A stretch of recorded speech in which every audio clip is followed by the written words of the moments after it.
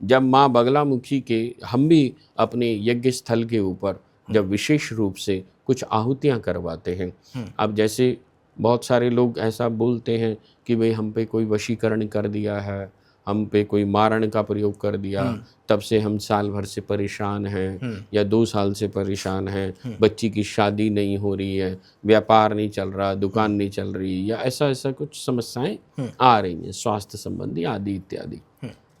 और हमें ऐसा लगता है कि भाई रात को हमें डर लगता है, ऐसा लगता है, हमें पता चला है, हमने किसी से पूछा या जो भी कुछ है, गलत ख्याल आते हैं कि ऐसा हम पर दबाव पड़ता है, छाती पे दबाव पड़ता है, या जैसे कोई गला दबाता है या पैर पे आके कोई बैठ जाता है। ठीक है।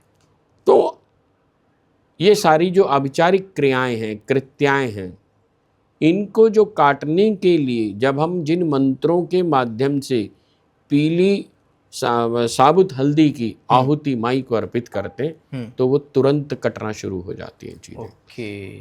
तो हल्दी का उपयोग किस मंत्र के साथ, सामने वाले को तो दिख रहा है कि भी इन्होंने खाली हल्दी इस्तेमाल करी है जी, लेकिन उन्हें ये नहीं पता इसके पीछे में मंत्र क्या है। मंत्र क्या है? वो मंत्र बदल जाते हैं। हाँ। जब वशीकरण काटते हैं चलती हल्दी है, परंतु मंत्र बदल जाते हैं। जब अलग कृत्याओं को काटा जाता है तभी सामने वाले सामान्य आदमी को दिखता है यही है कि हल्दी चल रही है। क्या मंत्र होते हैं वो? मंत्र डिस्क्लोज नहीं करे जाते, ऐसे नहीं बता सकते हैं, लेकिन ना ही बताने चाहिए, क्योंकि माँ बगलामुखी के जितने भी मंत्र हैं वो सब गोपनीय हैं। ओके, यही तंत्र है। ठीक है। जो अनुशासन जान, देखो अब जैसे आप एनसीसी में जाएंगे, आप मिलिट्री में जाएंगे, वहाँ सबसे पहले क्या चीज़ सिखाई जाएगी? अनुशासन। जी। एक तांत्रिक व्यक्ति के जीवन में सबसे बड़ा क्या होता है? अनुशासन। ठीक है। एक तांत्रिक व्यक्ति हमेशा अनुशासित होगा। अगर जिसके जीवन में अनुशासन नहीं है वो तांत्रिक नहीं है। ठीक है। तो जैसे कि अब उसको भी विस्तार से समझते हैं। हाँ, बताइए। क्योंकि आपने ऐसे बहुत सारे मंदिर देखे होंगे, यहाँ आपने डॉट देखा होगा, मैं विशेष रूप से दतिया की बात कर रहा हूँ, यहाँ अगर 7 बजे आरती होनी है तो डॉट 7 बजे आरती होगी। इधर मंदिर का घंटा सेकंड की सुई 7 पे लगेगी, इधर आरती शुरू हो जाएगी। शाम की अगर आरती 7 बजे होनी है तो 7 बजे होनी है, 8 बजे होनी है तो 8 बजे होनी है। ये तंत्र समय बांध करके चला जाता है। और माँ बगलामुखी विशेष रूप से चारों आमनाओं की देवी हैं। ठीक है।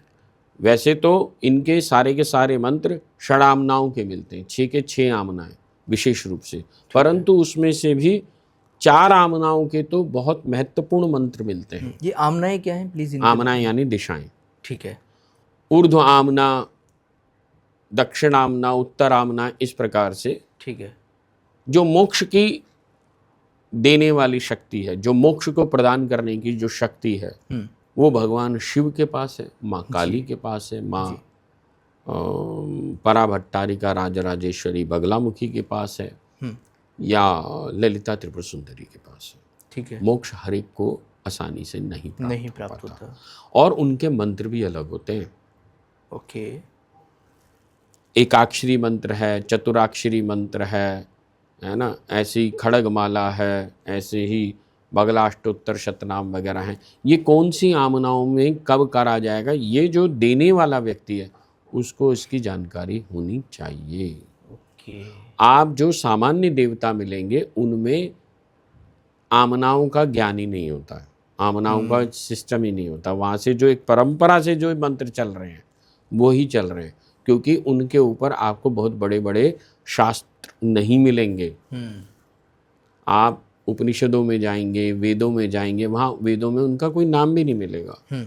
अब जैसे माँ बगलामुखी को वेद में अथर्व वेद के हिसाब से मधु विद्या के नाम से बहुत ज़्यादा उनका जाना जाता है। ठीक है। दहराकाश विद्या जो है ललिता त्रिपुर सुंदरी की शक्ति है। ओके। ये बहुत कम लोग जानते हैं, बहुत ही कम लोग जानते हैं। जो मैं अब ये सब आपके सामने समक्ष में मैंने बताया है, ये सब रहस्य है। ठीक है।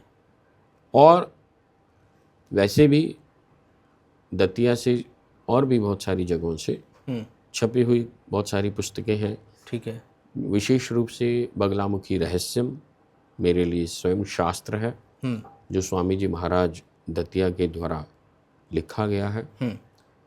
और सांख्यायन तंत्र माँ बगलामुखी का विशेष ग्रंथ है। हम्म। रुद्रयामल में भी कहीं कहीं कुछ मिलता है, और अथर्ववेद में तो पूरा का पूरा तंत्र के ऊपर ही जी। व्याख्या है। अथर्ववेद तो हाँ। संपूर्ण इसी बात पर ही है, तंत्र पर टिका हुआ है। ठीक है।